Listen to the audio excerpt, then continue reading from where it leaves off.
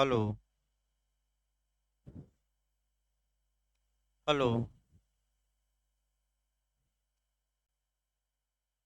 देखिए आपका जो सुबह वाली क्लास है, ये आपका बता दिया जाए। ये जो रेगुलर चलेगा आपका, सोमवार से ही चल पाएगा। आज एक ही क्लास चलेगी। कुछ अभी आपका मैंने समस्याएं बची हुई हैं, उसको निपटा दिया जाए तभी पूरे फ्लो में क्लास चलाया जाए। शाम वाली क्लास आज से मैंने रेगुलर चलेगी। भाई कई दिन समस्याओं के कारण और व्यस्तता के कारण मैसेज भी नहीं जा पाया मैंने कि बंद रहेगी या खुली रहेगी। इसके लिए हमें भी खेद है, भाग दौड़ में समय नहीं मिला। और आपका शाम वाली क्लास आज से वही पुलिस एक्ट धारा 1 से चलना है। और सीआरपीसी तो अभी सामान्य बातें ही चल रही हैं।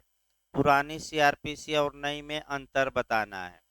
सुबह वाली जो जीएस की क्लास चलेगी वो भी सोमवार से ही चलेगी। इंग्लिश की जो क्लास चलती है सुबह, वह मंगलवार से चलेगी, मैंने सोमवार से नहीं।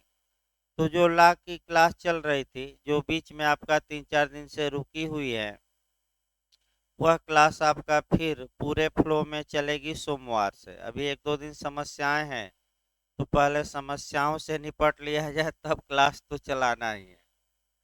और एपीओ की वैकेंसी कल पता कराया गया था। मान के चलिए 15 दिसंबर के पहले आनी थी, लेकिन अब 15 दिसंबर के बाद आएगी। कल ही हम पता कराए, और जे की वैकेंसी अभी आयोग में आई नहीं है, तो हो सकता है जे का थोड़ा लेट हो। एपीओ की वैकेंसी आपका, उसमें सोशल मीडिया पर जो चल रहा है कि ईडब्ल्यूएस का मामला है, जो आर्थिक रूप से पिछड़े हुए हैं। अब क्या मामला है ये तो पता नहीं लग पाया, लेकिन आपका आयोग ने कुछ बिंदुओं पर सरकार से स्पष्टीकरण मांगा है। कुछ विसंगति होगी, और सरकार से जब जवाब आ जाएगा, उसके बाद वैकेंसी निकालने की प्रक्रिया शुरू होगी। उसमें भी कम से कम 10 दिन लग जाएगा। तो एक मान के चलिए कि आपका 15 से 30 दिसंबर के बीच में आ सकती है, संभावना ज़्यादा है। और हो सकता है कि सीट भी बढ़ जाए कुछ। अभी आपका 50 के आसपास सीट सुनाई दे रहा है, लेकिन हो सकता है कि 65 सीट, कम से कम 100 से के आसपास रहे तो ठीक रहेगा सबके लिए। भाई थोड़ा ज़्यादा सीट रहे। और जे के लिए आपका, देखिए जे आपका हो सकता है थोड़ा लेट हो आने में। देखिए अर्बन प्लानिंग चल रहा था, नहीं लिखवा गया था भाई, लेक्चर देना है। वो बेयर एक्ट एक दे दिए, तो बेयर एक्ट ही पता ना कहाँ हमारा रख दिया हूँ मैं। बेयर एक्ट भी कहीं इधर उधर अस्त व्यस्त हो गया है सब। मिठाई आप लोगों को भाई अगले हफ्ते खिलाई जाएगी। नहीं, बेयर एक्ट मिल गया, हो रखिए। बेयर एक्ट मिल गया, कोई दिक्कत नहीं है। मिठाई आपको भाई अगले हफ्ते काम हो गया है, यानी कि आपका, और मिठाई अगले हफ्ते आपको बांटी जाएगी। हाँ। देखिए आपका भाई अर्बन प्लानिंग में आपका जो चल रहा था, ये आपका विकास महायोजना हो गई थी, क्षेत्रीय परियोजना हो गई थी। इसके बाद आपका योजना में संशोधन भी ये बता दिया गया था कि नहीं, धारा 13 लिखवा गया है। मैंने आपका ये करना है। देखिए आपका भाई, देखिए आपका ये भी पूछा जाता है क्वेश्चन। देखिए फिर एक बार 2-4 मिनट नए लोगों के लिए बता दिया जाए, तब आगे बढ़ा जाए। ये जो कानून हम उत्तर प्रदेश नगर नियोजन एवं विकास अधिनियम 1973 हम लोग पढ़ रहे हैं। इस कानून में 2 मिनट फिर नए लोग भी समझे, मैंने इस कानून में पढ़ना क्या है। तो राज्य सरकार किसी नगर या शहर को विकास क्षेत्र या डेवलपमेंट एरिया घोषित करेगी। उसके बाद वहां एक अथॉरिटी या प्राधिकरण बनाया जाएगा, जिसका नाम विकास प्राधिकरण या डेवलपमेंट अथॉरिटी होगा। और वह विकास प्राधिकरण आपका निगमित निकाय होगा। संपत्ति अर्जित कर सकता है, व्ययन कर सकता है, इत्यादि कर सकता है। और यह विकास जो प्राधिकरण है, यह शहर के विकास के लिए योजना बनाएगा। तो जो पूरे शहर के विकास के लिए योजना बनेगी उसे मास्टर प्लान या महायोजना कहेंगे, और जो शहर के अन्य हिस्सों के लिए बनेगी वो भी बताया गया है आंचलिक या क्षेत्रीय या जोनल डेवलपमेंट प्लान कहेंगे। योजना बना दी गई तो तब तक योजना के अनुसार कार्य नहीं किया जाएगा जब तक कि राज्य सरकार ओके न कर दे, अनुमोदन न कर दे। योजना में संशोधन राज्य सरकार भी कर सकती है और विकास प्राधिकरण भी कर सकता है, लेकिन विकास प्राधिकरण करता है तो इसकी सूचना राज्य सरकार को देनी होगी। इसके बाद हम बताए हैं कि राज्य सरकार चाहे योजना को नामंजूर करे या कुछ संशोधन करके मंजूर करे या बिना संशोधन के मंजूर करे या डिनाई कर दे, यानी कि योजना को नामंजूर कर दे कि फिर से योजना बनाई जाए। अब आगे आपका जो ये महायोजना और क्षेत्रीय विकास योजना बनी है, अब इसमें संशोधन कौन कर सकता है, कैसे किया जाता है, ये भी मेंस में क्वेश्चन आता है। इसके बाद आपको जो पढ़ना है इसमें योजना के अनुसार भूमि का विकास होगा, भवनों का विकास होगा।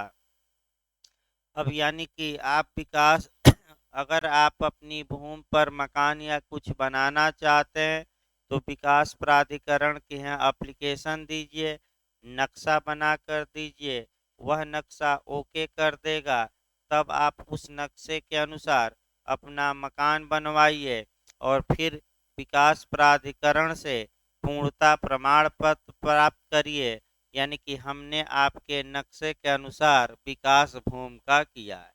और अगर नक्शे के अनुसार भूमि का विकास नहीं किया जाता तो विकास प्राधिकरण को तमाम अधिकार है, यहाँ तक कि उस मकान को सील कर सकता है, या योगी जी की भाषा में बुलडोजर क्या करेगा, मकान पर चल जाएगा। जैसे कि टीटी वाला पेपर आउट हो गया, योगी जी उसी समय भाषण दे रहे थे तो उस समय भी कहे कि जिन लोगों ने ये मैंने कार्य किया है उन पर एनएसए यानी कि नेशनल सिक्योरिटी एक्ट यानी कि राष्ट्रीय सुरक्षा अधिनियम अर्थात रासुका लगेगा, और रासुका में 1 साल तक बिना जमानत के अधिकतम बंद किया जा सकता है, प्रिवेंटिव लॉ है। इसके बाद संपत्ति जब्त होगी और बुलडोजर तो चलना तय है, तो बुलडोजर यानी कि उनका अगर बुलडोजर किस पर चलता है, मकान पर जिनका मकान शहर में नक्शे के अनुसार न बना हो। तो 90% मकान तो ऐसे ही बने, कौन नक्शा पास करा है। अगर सरकार चाहे आज मैं बता दूं तो 90% मकान क्या कर सकती है, तोड़ सकती है, इसमें शक नहीं है। तो अब आइए महायोजना और क्षेत्रीय विकास योजना में संशोधन कैसे किया जाता है उसका वर्णन करिए। तो ये सेक्शन आपका 13 में है और इसको लिखवा दिया गया है, इसको समझाना है। देखिए कैसे आपका प्रश्न बना दिया गया, उत्तर कैसे लिखना है।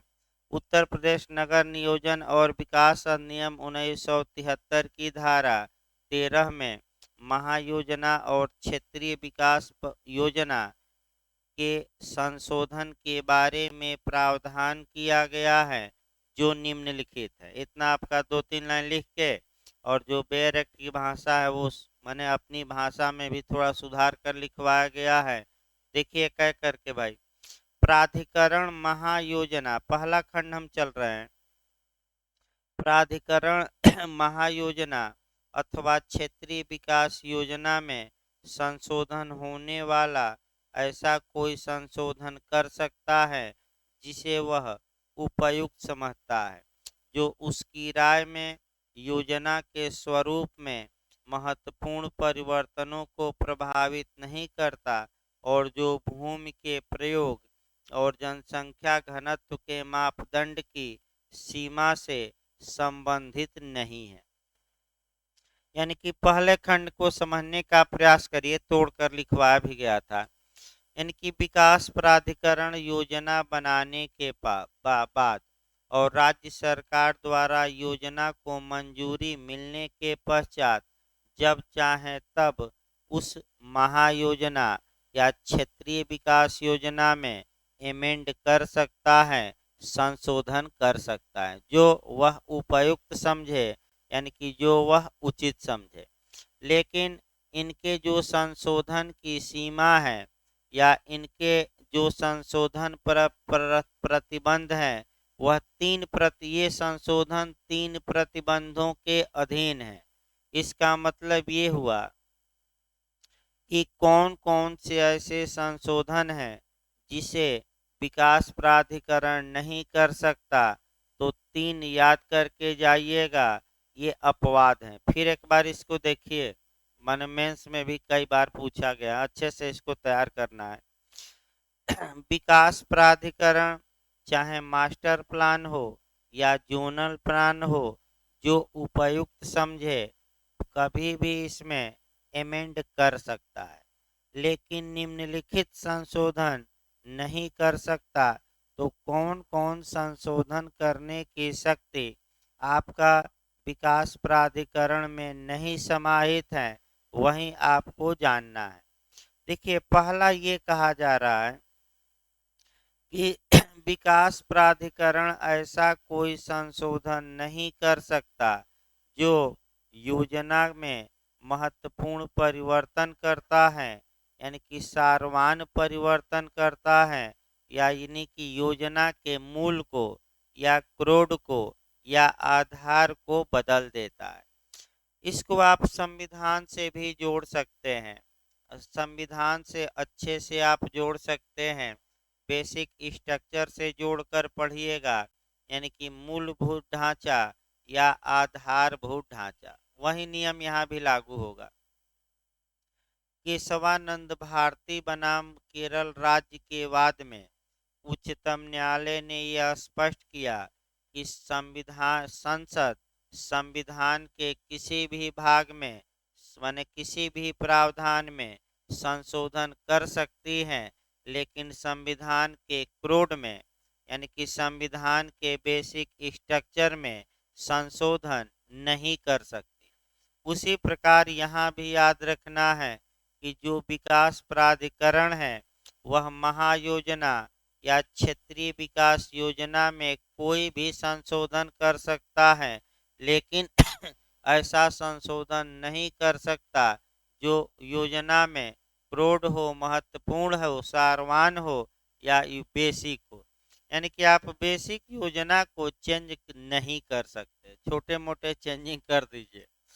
अब अगर विवाद ये उत्पन्न होता है कि क्या विकास प्राधिकरण ने क्रोड को छुआ कि सामान्य बातों में संशोधन किया है, यानी कि आधारभूत बातों में योजना में संशोधन किया है कि सामान्य बातों में, अगर ये विवाद उत्पन्न होता है तो इस विवाद का निपटारा न्यायालय नहीं करेगा, तो करेगा कौन? राज्य सरकार। अभी आगे हम बताएंगे। 2 और ऐसे संशोधन हैं जिसे विकास प्राधिकरण नहीं कर सकता, और वह जो संशोधन है स्पष्ट इसमें लिखे गए हैं। भूमि के प्रयोग से संबंधित आपका जो विषय है उसमें विकास माने भूमि का प्रयोग से संबंधित, यानी कि भूमि का प्रयोग कैसे किया जाए, इसके लिए कोई संशोधन विकास प्राधिकरण अब नहीं कर सकता योजना बनाने के पश्चात। और तीसरा है आपका जनसंख्या घनत्व, यानी कि किसी एरिया में कितने लोग होने चाहिए। अगर एक बार महायोजना या क्षेत्रीय योजना में निर्धारित हो गया तो विकास प्राधिकरण उसमें अब बाद में बदलाव नहीं ला सकता, तो 3 संशोधन नहीं कर सकता। आगे देखिए खंड 2। राज्य सरकार महायोजना अथवा क्षेत्रीय विकास योजना में संशोधन कर सकती है, चाहे ऐसा संशोधन उपधारा 1 में विनिर्दिष्ट नेचर का हो, अन्यथा न हो। इसका मतलब ये हुआ कि राज्य सरकार, बस एक लाइन जानना है मुख्य रूप से, कि राज्य सरकार भी महायोजना और क्षेत्रीय विकास योजना में संशोधन कर सकती है। राज्य सरकार द्वारा इस पर कोई प्रतिबंध नहीं लगाया गया है। इसका मतलब ये हुआ कि राज्य सरकार योजना में सारवान परिवर्तन भी कर सकती है। आपका भूमि के प्रयोग से संबंधित संशोधन कर सकती है। जनसंख्या के घनत्व से भी संबंधित संशोधन कर सकती है। फिर एक बार समझिए, राज्य सरकार योजना में, चाहे वह महायोजना हो या क्षेत्रीय विकास योजना हो, सभी प्रकार के संशोधन करने की शक्ति रखती है। उस पर कोई प्रतिबंध नहीं है। लेकिन विकास प्राधिकरण पर प्रतिबंध था। कौन कौन 3 प्रतिबंध थे? कि वह सारवान प्रकृति का संशोधन नहीं कर सकती, भूमि के प्रयोग से संबंधित संशोधन नहीं, जनसंख्या के घनत्व से संबंधित संशोधन नहीं। लेकिन राज्य सरकार इन तीनों में संशोधन कर सकती है। ये तीनों प्रकार के संशोधन भी कर सकती हैं, कोई रोक टोक नहीं है। तो किसको ज्यादा पावर संशोधन का मिल गया? राज्य सरकार के विकास प्राधिकरण, राज्य सरकार, कोई रोक टोक नहीं है, याद रखिएगा। अगला देखिए खंड 3। योजना में कोई संशोधन करने से पहले प्राधिकरण अथवा जैसी भी स्थिति हो, राज्य सरकार ऐसी तारीख से पहले जैसे सूचना में विनिर्दिष्ट किया जाए, प्रस्तावित संशोधनों के संबंध में किसी व्यक्ति से आपत्तियां तथा सुझाव आमंत्रित करते हुए विकास क्षेत्र में परिचालित रखने वाले कम से कम एक समाचार पत्र में सूचना प्रकाशित करेगी और ऐसी सभी आपत्तियों तथा सुझावों पर विचार करेगी जो प्राधिकरण अथवा राज्य सरकार द्वारा प्राप्त किया जाए। यानी कि इसका मतलब अपनी भाषा में ये हुआ, ये जो नियम है ये नेचुरल जस्टिस का ही नियम है, प्राकृतिक न्याय का नियम से इसको जोड़कर पढ़िएगा। और बिहार में जो सिलेबस है एडीला यानी कि एडमिनिस्ट्रेटिव लॉजे में, जहाँ से 14-15 क्वेश्चन प्री में भी आते हैं, आगे पढ़ाया जाएगा। अब धीरे धीरे भाई अपना खाली हो रहा है आदमी, तो धीरे धीरे और सब्जेक्ट लगाया जाए।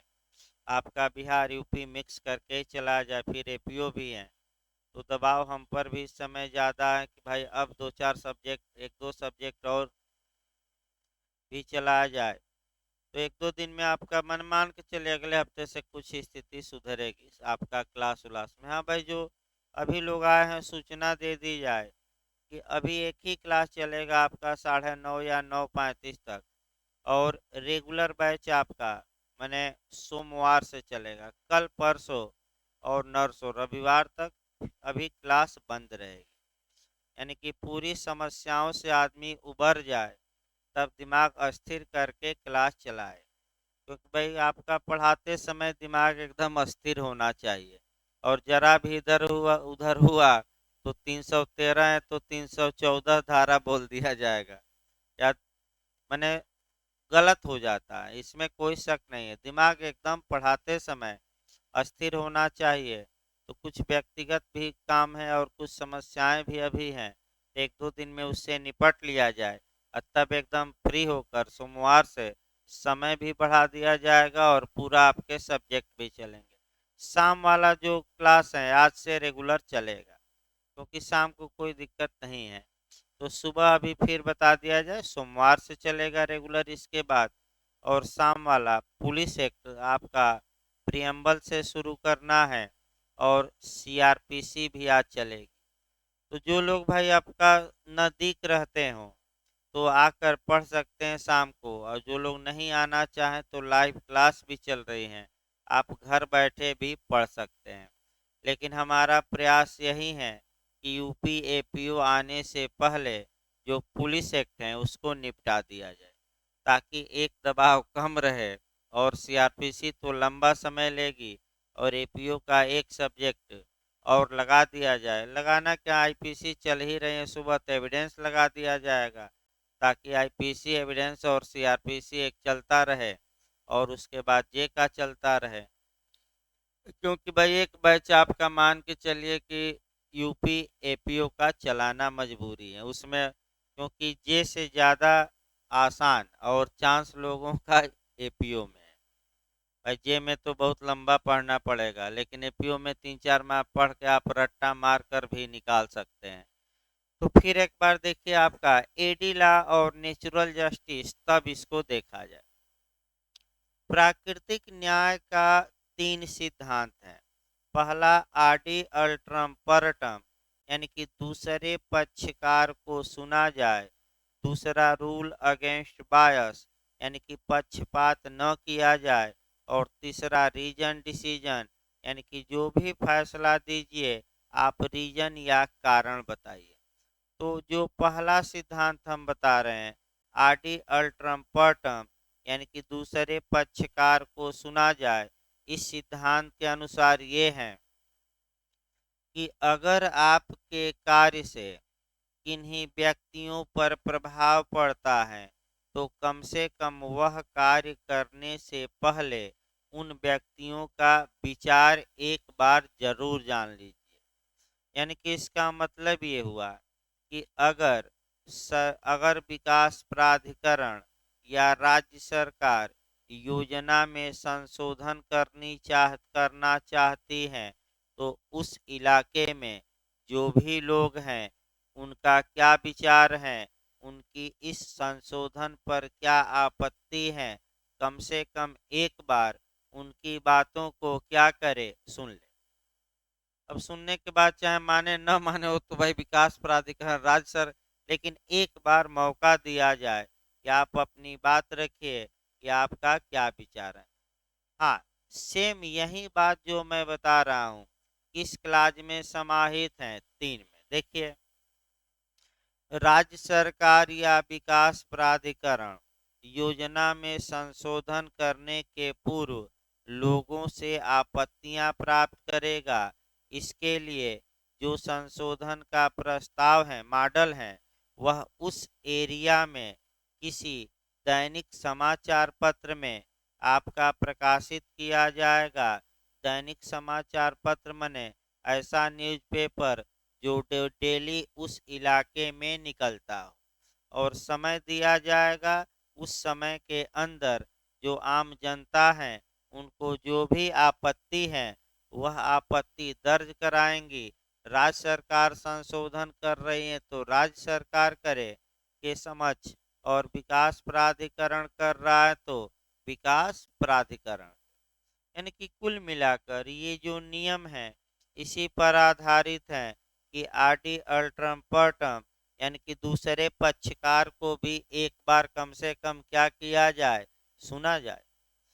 चौथा खंड देखिए, इस धारा के अधीन किए गए प्रत्येक संशोधन को ऐसी रीत मने मेथड से, जैसे प्राधिकरण अथवा राज्य सरकार जैसी भी स्थिति हो विनिर्दिष्ट करे प्रकाशित किया जाएगा। और संशोधन या तो पहले प्रकाशन की तारीख पर या ऐसी अन्य तारीख पर जैसे प्राधिकरण अथवा राज्य सरकार नियत करे प्रवर्तन में आएगा। यानी कि लोगों से सुझाव लिया गया, लोग आपत्ति किए, आपत्ति पर विचार किया गया, विचार के बाद अंतिम संशोधन की योजना प्रकाशित कर दी गई। तो या तो जिस दिन अंतिम संशोधन की योजना प्रकाशित की गई उसी दिन से वह संशोधन लागू हुआ, नहीं तो अगली डेट दी जाएगी कि प्रकाशन 1 तारीख को हो रहा है लेकिन ये लागू होगा आपका 10 तारीख को। अगर कोई डेट नहीं दी गई है तो जिस दिन कानून प्रकाशन हुआ उसी तारीख से वह संशोधन क्या हो जाता है, लागू। देखिए कानून में भी यही नियम है, थोड़ा आप सतर्क रहिएगा। अगर कोई कानून बना और कानून में प्रवर्तन तिथि या इन्फोर्स डेट नहीं लिखी गई है तो एक नियम याद रखिए इंटरप्रिटेशन का या निर्वचन का, कि जिस दिन कानून नोटिफाई हो गया, प्रकाशित किया जाता है, उसी दिन से कानून ये माना जाता है कि लागू हो गया। यानी कि 1 जनवरी को अगर प्रकाशित हुआ और लागू होने की डेट नहीं दी गई है, लागू कर दिया गया, तो कानून ये कहता है कि 1 जनवरी को ही ये लागू माना जाएगा।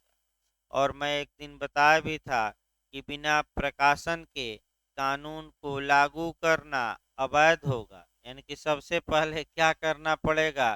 प्रकाशन, उसके बाद ही आप लागू कर सकते हैं। और उत्तराखंड लोग गए भी थे और आपका क्वेश्चन पूछा भी था कि 2 जनवरी को साइन हुआ राज्यपाल का, 4 जनवरी को क्या किया गया? पुलिस एक्ट का प्रकाशन, 19 मार्च को लागू किया गया। एक ही बार संशोधन हुआ था 2018 में और पूछ ही दिया था लागू होने की डेट 4 मई। और लास्ट दिन मैं बताया था क्रैश कोर्स में, रेगुलर बैच में तो छूट गया था, तो क्रैश कोर्स में मैं पहला ही वाक्य 3 बार मैं बताया था, 4 मई 4 मई 4 मई 2018 ये आ सकता है, और आ ही गया।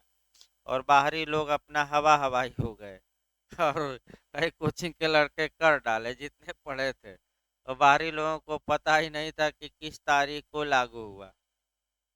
देखिए भाई, आगे खंड आपका 4, तो 4 बता दिएगा। 5 देखिए, जब प्राधिकरण उपधारा 1 के अधीन योजना में संशोधन करता है, तब वह उस तारीख के जिस पर ऐसा संशोधन प्रवर्तन में आता है, 30 दिन के भीतर ऐसे संशोधनों की पूर्ण विशिष्टियों की रिपोर्ट राज्य सरकार को करेगा।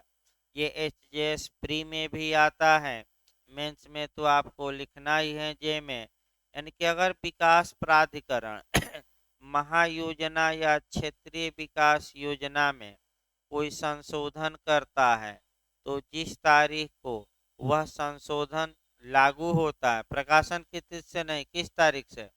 लागू होने के, जिस तारीख से वह संशोधन विकास प्राधिकरण ने लागू किया है, उसके कितने दिन के अंदर वह पूरे कागज पत्तर यानी कि पूरी बातें राज्य सरकार को बता देगा, भेज देगा। तो कितने दिन के अंदर है? 30 डेज, यानी कि 30 दिन। आइए 6वां खंड देखिए, यदि ऐसा कोई प्रश्न उद्भूत होता है, क्रिएट होता है, उत्पन्न होता है कि क्या प्राधिकरण द्वारा किए जाने वाले प्रस्तावित संशोधन ऐसे संशोधन हैं जो योजना के स्वरूप में महत्वपूर्ण परिवर्तनों को प्रभावित करते हैं, या भूमि की सीमा या जनसंख्या घनत्व के मापदंड से रिलेटेड है, तब यह प्रश्न कहाँ रखा जाएगा? बताया गया पहले ही, राज्य सरकार के समक्ष। और किसका निर्णय अंतिम होगा? राज्य सरकार का। तो फिर एक बार आपका धारा 13 का क्लाज 1 पर गौर करना है, तो 1 पर फिर बैक होइए, तब 6 पढ़ा जाए। खंड 13 का क्लाज 1 में हमने बताया कि विकास प्राधिकरण महायोजना या क्षेत्रीय विकास योजना में कोई भी संशोधन कर सकता है, लेकिन निम्नलिखित 3 प्रकार के संशोधन नहीं कर सकता। तो पहला है कि ऐसा संशोधन नहीं कर सकता जो योजना में सारवान बदलाव ला दे। दूसरा, भूमि के प्रयोग से संबंधित हो। अब याद कर लीजिए, 3 बार बताया गया। तीसरा, जनसंख्या घनत्व। अगर कोई इस मुद्दे पर डिस्प्यूट उत्पन्न होता है कि क्या विकास प्राधिकरण ने जो एमेंड किया है, क्या इन तीनों में से किसी एक या दो या तीनों से रिलेटेड है, तो ये विवाद उत्पन्न होने पर किसको भेजा जाएगा? यह विवाद स्टेट गवर्नमेंट को। और किसका निर्णय अंतिम होगा? State government. भाई सामान्य बातें हैं ये। अगला देखिए, 7वां खंड, महायोजना अथवा क्षेत्रीय विकास योजना के लिए अध्याय 3 के सिवाय किसी अन्य अध्याय में किसी निर्देश का अर्थान्वयन इस धारा के अधीन यथा संशोधित महायोजना या क्षेत्रीय विकास योजना के निर्देश के रूप में किया जाएगा। तो बस एक लाइन इसमें है, इसको लिखना नहीं रहता मेंस में। यानी कि महायोजना बनी, उसमें स्टेट गवर्नमेंट या विकास प्राधिकरण ने संशोधन कर दिया। तो अब जहाँ जहाँ महायोजना आएगी तो पुरानी महायोजना नहीं बल्कि कौन महायोजना, जो संशोधित की गई, आपका ये बताया गया है। इस प्रकार संशोधन भी समाप्त हो गया। बहुत मैंने एकदम इजी वे में पढ़िए ताकि दिमाग में बातें बैठी रहे, लाइन बाय लाइन रटना संभव नहीं है। लाइन बाय लाइन जे में एपीओ में लिख सकते हैं, जे में चाहे कि लाइन बाय लाइन लिख लिख दें रट के, तो भाई रट्टा तोता मैंने आप बनकर नहीं लिख सकते, कुछ बातें दिमाग में बैठानी ही पड़ेगी। आइए अध्याय 5 चला जाए, भूमि का विकास, डेवलपमेंट ऑफ लैंड। इसमें धारा 14 से लेकर और आपका धारा 14 से लेकर 16 तक है। अब ये भी काफी महत्वपूर्ण है। पहले इसकी भूमिका देखिए, इस पहले भूमिका देखी जाए और तब सेक्शन पढ़ा जाए। इसमें जो आपका मेंस में आता है वह आपका पूर्णता प्रमाण पत्र या अनुमति कैसे ली जाती है, तो उसको हम बताएंगे अलग से। लेकिन सबसे पहले चैप्टर की इस चैप्टर में है क्या, अब एकदम शुरुआती दौर से देखा जाए, ध्यान से में रखिएगा। धारा 3 के तहत राज्य सरकार किसी नगर को डेवलपमेंट एरिया या विकास क्षेत्र घोषित करती है। धारा 4 के तहत उस विकास क्षेत्र के विकास के लिए एक अथॉरिटी या प्राधिकरण बनता है, जिसे हम विकास प्राधिकरण कहते हैं।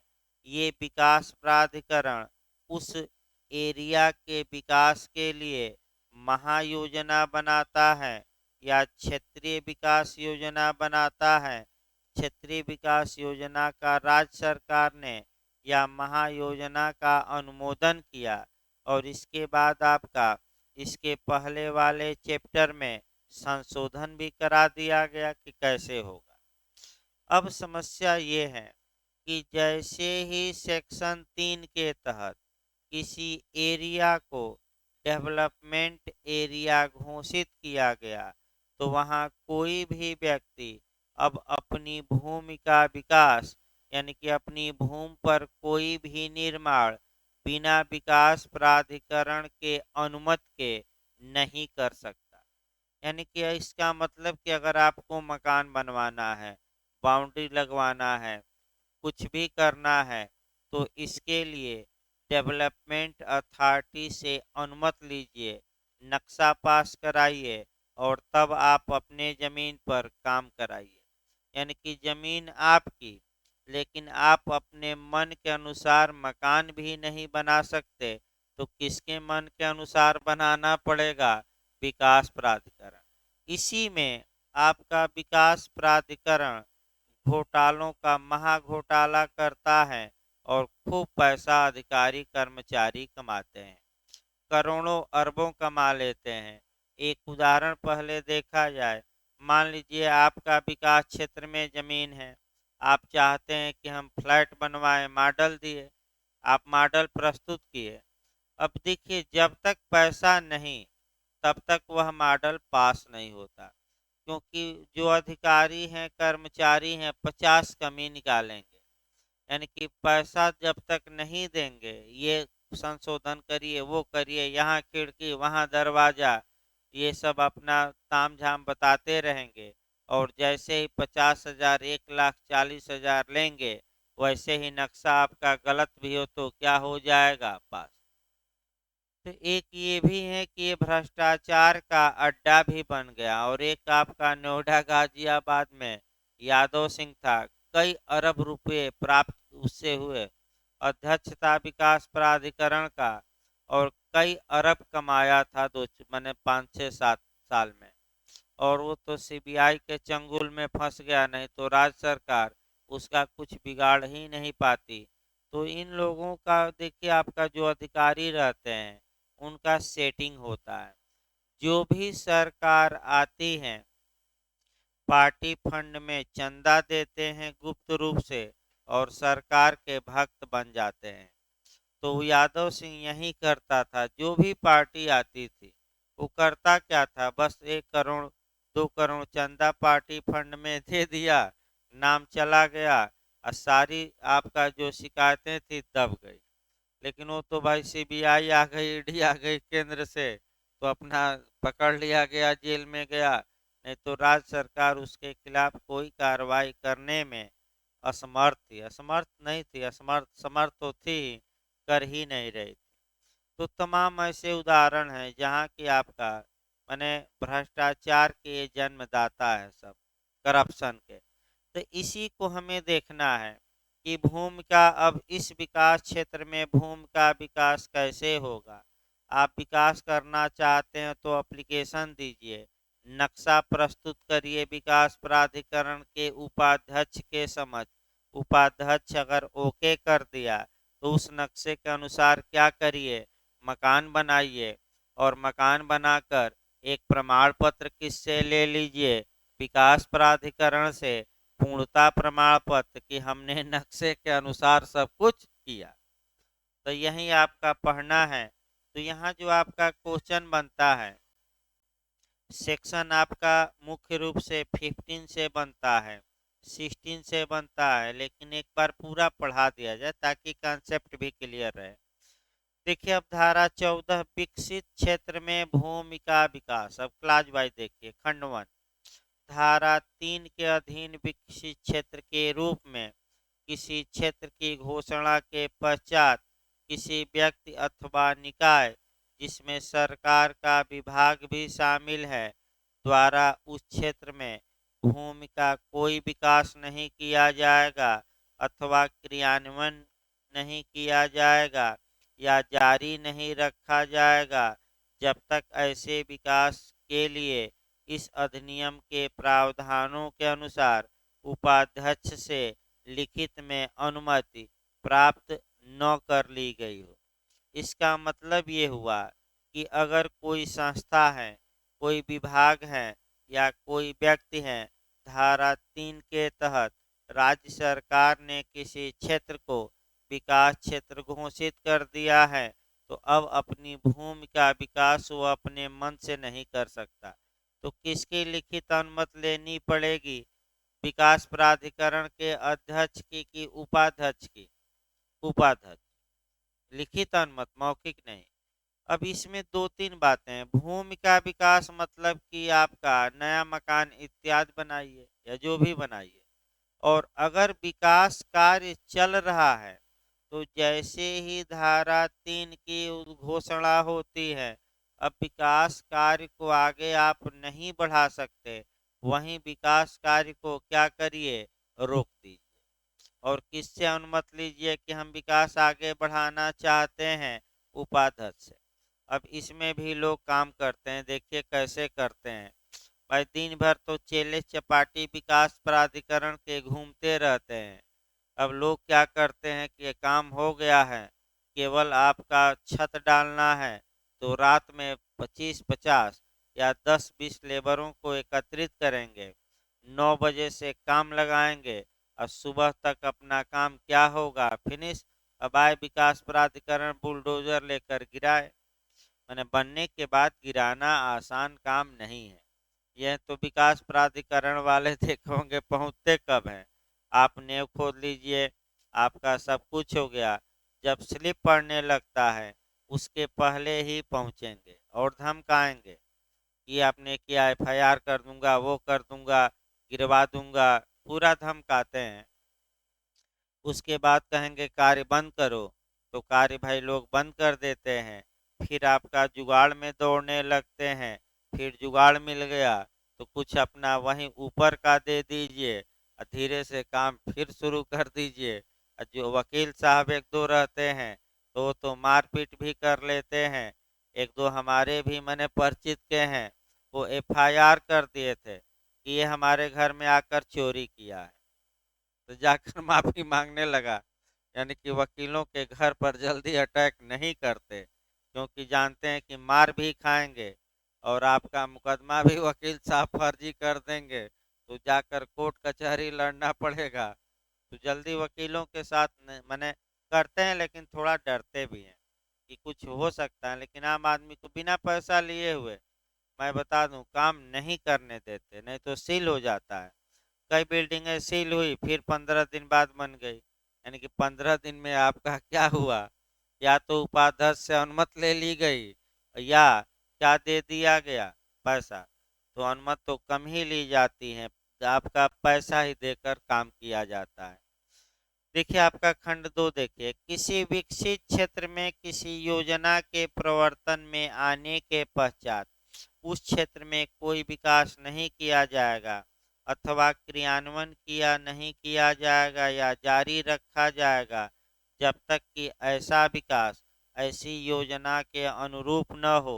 तो मैं बार बार बता रहा हूँ, जब महायोजना या क्षेत्रीय विकास योजना बन गई, आप चाहते हैं कि हम विकास करें भूमि का, तो अब उस योजना का पालन करते हुए ही आपको अपनी भूमि का विकास करना होगा। यानी कि जो मॉडल बना है उसी मॉडल को क्या करना पड़ेगा, फॉलो। इसके बाद आइए उपधारा 3 देख, खंड 3। उपधारा 1 और 2 में अंतर्विष्ट किसी बात के होते हुए भी निम्नलिखित प्रावधान राज्य सरकार या केंद्रीय सरकार अथवा किसी स्थानीय प्राधिकरण के किसी विभाग द्वारा भूमि के विकास के संबंध में लागू होंगे।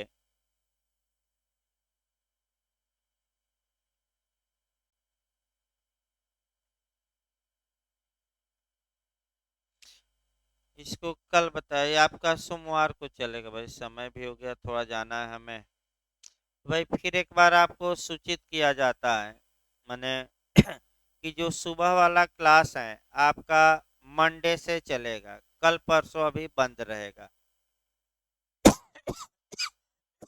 शाम वाला क्लास आपका आज से रेगुलर बैच शुरू होगा, जिसमें कि आपका पुलिस एक्ट, यूपी एपीओ के लिए और सीआरपीसी अभी पढ़ाई जाएगी। सुबह वाला बैच फिर आपका सोमवार से चलेगा, और जीएस भी सोमवार से ही लगवाते हैं, क्योंकि महिला नहीं चलता तो इंग्लिश में भी लोग नहीं आते और ना जीएस में आएंगे, ये दिक्कत है। इंग्लिश वाले, इंग्लिश की क्लास आपका मंगलवार से चलेगी, यानी कि 7 तारीख से। क्योंकि आपका कुछ व्यस्तता के कारण भाई सूचना नहीं जा पाई, इसके लिए हमें भी पुनः खेद है, अब क्या किया जाए।